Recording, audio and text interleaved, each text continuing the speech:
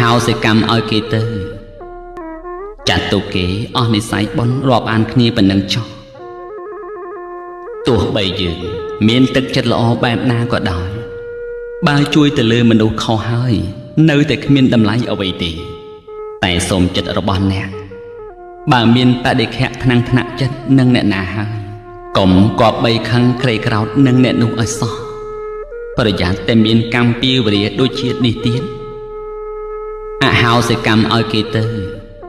ត្រូវធ្វើចិត្តបុណ្យចម្រើនមេត្តាឲ្យអភ័យដល់គ្នាទៅបើយើងចង់បានសុខស្ងប់ត្រូវរកធម៌ខន្តីមកអត់ធន់នៅក្នុងផ្លូវចិត្តត្រូវធ្វើខ្លួនឯងឲ្យសប្បាយទៅតាមទង្វើល្អរំសាយសេចក្តីទុកចេញអំពីខ្លួន